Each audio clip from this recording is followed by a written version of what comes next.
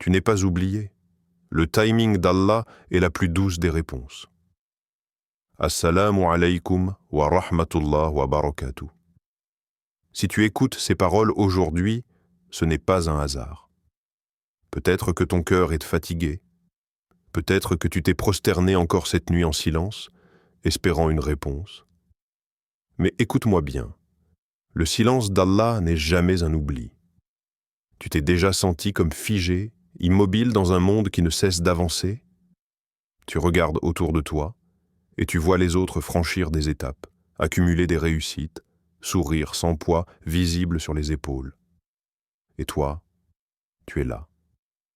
Les mains levées, le cœur tendu vers le ciel, les larmes comme seul compagnon, et pourtant, rien ne change. Tu t'es prosterné tard dans la nuit. Tu as murmuré chaque mot avec sincérité. Tu as crié dans le silence. « Ya Allah, je suis encore là, tu m'entends ?» Mais le ciel reste silencieux. Alors un doute s'insinue, silencieux lui aussi, presque honteux. Et si Allah ne m'écoutait plus? Mais écoute bien, et que ton âme entende, le silence d'Allah n'est pas une absence. Ce n'est pas une punition.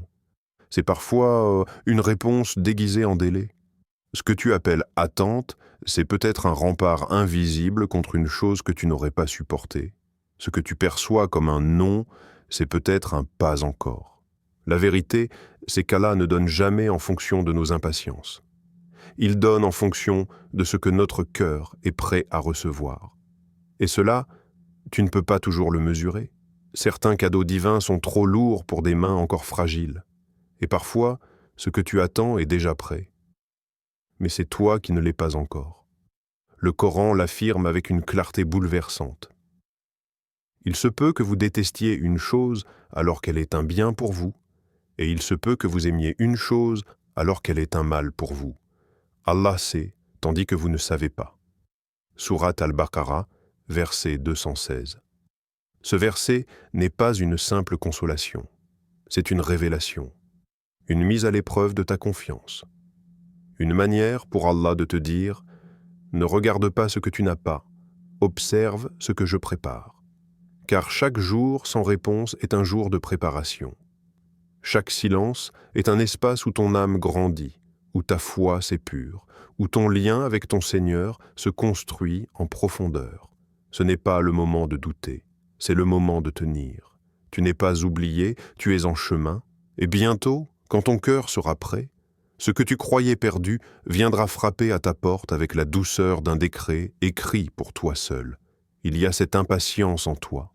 Tu veux que la douleur cesse, que les choses se débloquent, que la lumière revienne.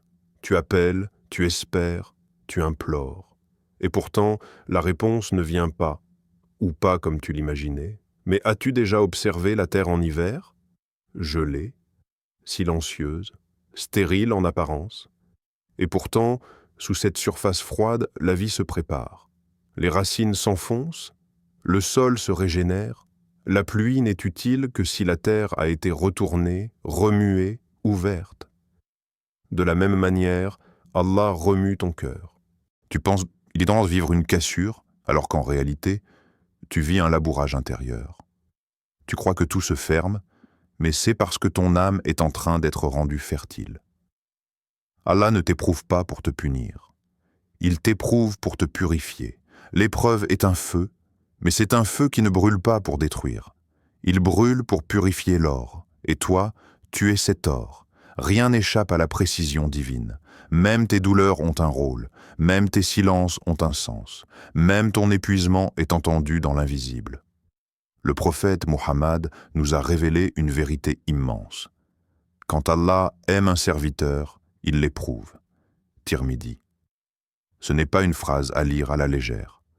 C'est une porte d'acceptation. Un rappel que l'épreuve est une forme d'amour que l'on ne comprend qu'après l'avoir traversée. Tu demandes une sortie immédiate, mais Allah veut d'abord que tu comprennes pourquoi tu es entré dans cette difficulté. Il veut t'élever, pas juste te soulager. Et pour t'élever, il doit d'abord briser ce qui t'éloignait de lui, ton orgueil, tes attachements, tes illusions. Il doit nettoyer ta vision, éclaircir ton cœur, redonner à ton âme la capacité de recevoir sa lumière. Écoute cette parole du Très-Haut. Et certes, nous vous éprouverons un peu par la peur, la faim, la diminution de biens, de personnes et de fruits, et fais la bonne annonce aux patients. Sourate Al-Baqarah, verset 155. Oui, l'épreuve est un passage. Mais ce n'est pas un abandon. C'est un traitement de l'âme entre les mains d'un Seigneur doux et miséricordieux.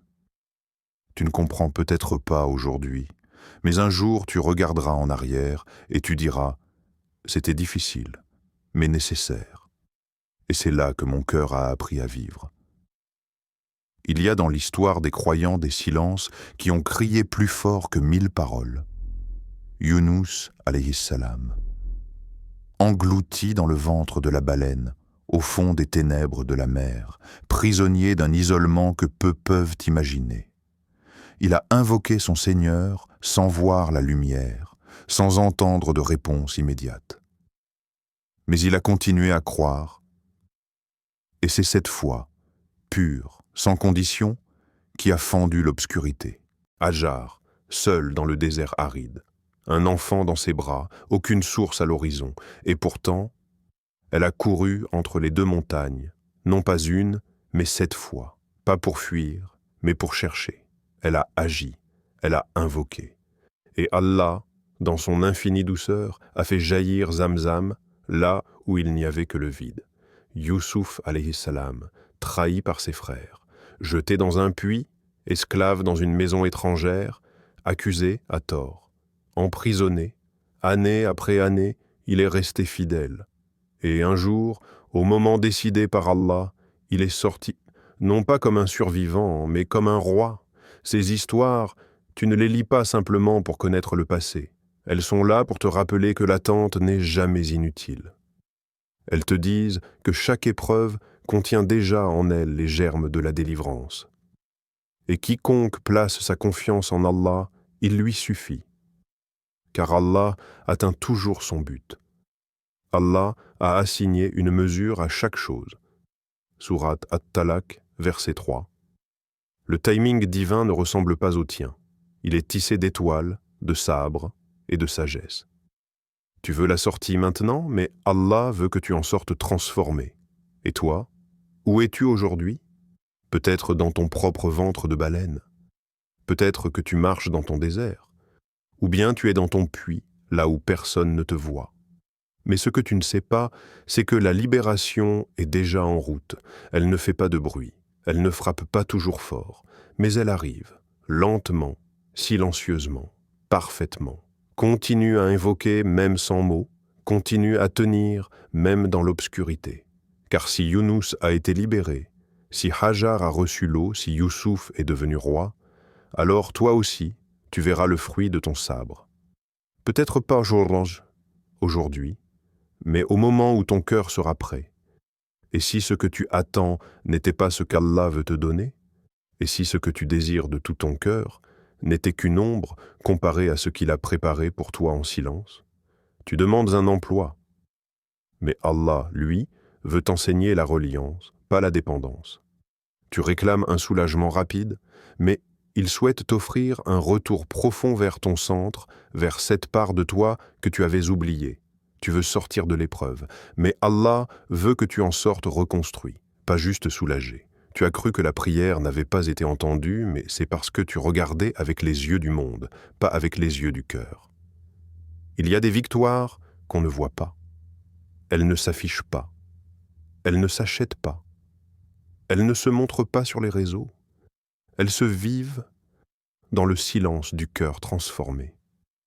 Quand tu pries, malgré l'épuisement, quand tu continues à dire « Alhamdulillah » avec une voix tremblante, quand tu refuses d'abandonner même si rien ne change à l'extérieur, alors tu n'es pas en train de perdre.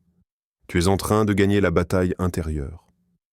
Tu demandes un signe du ciel, mais peut-être que ce signe, c'est la paix qui s'installe doucement en toi, malgré les tempêtes. Il est dit dans le Coran, n'est-ce pas par le rappel d'Allah que les cœurs trouvent la tranquillité? Sourate Ar-Ra'd, verset 28. Cette tranquillité-là, personne ne peut te la prendre. Elle ne dépend d'aucune condition extérieure. Elle ne s'achète pas. Elle se reçoit quand le cœur s'est vidé de tout sauf de lui. C'est cela, la véritable élévation. Quand tu ne demandes plus juste la sortie, mais quand tu demandes à Allah, fais de moi quelqu'un qui te reconnaît même dans la douleur. Et tu sais quoi? À ce moment-là, tu n'as peut-être rien gagné sur terre, mais tu as déjà tout gagné auprès d'Allah. Cette victoire est cachée, mais elle est immense. Elle ne remplit pas ton compte bancaire, mais elle remplit ton âme. Et le jour où la délivrance visible viendra, elle te trouvera déjà apaisé, parce que tu auras appris à aimer Allah, même sans résultat immédiat. Et ça, c'est la plus noble des victoires. Une prière pour toi, mon frère, ma sœur, ya Allah. Tu entends les soupirs de celui qui n'a plus la force de parler. Tu vois les larmes de celle qui sourit devant les autres, mais pleure dans son sujoud. Tu connais les cœurs blessés, les âmes perdues, les prières silencieuses. Ya Rahman, accorde à ceux qui t'attendent la sérénité de ton souvenir. Remplis leur cœur de lumière, même si l'extérieur reste sombre. Renforce leur sabre, augmente leur tawakkul. Et quand tu le jugeras bon, Ya Rab, fais tomber sur eux une délivrance douce, inattendue et pleine de ta baraka. Et toi, qui regardes cette vidéo, retiens ceci. Tu n'as jamais été oublié. Tu es en formation. Et le timing d'Allah est comme l'aube, invisible pendant la nuit, mais il ne manque jamais son lever.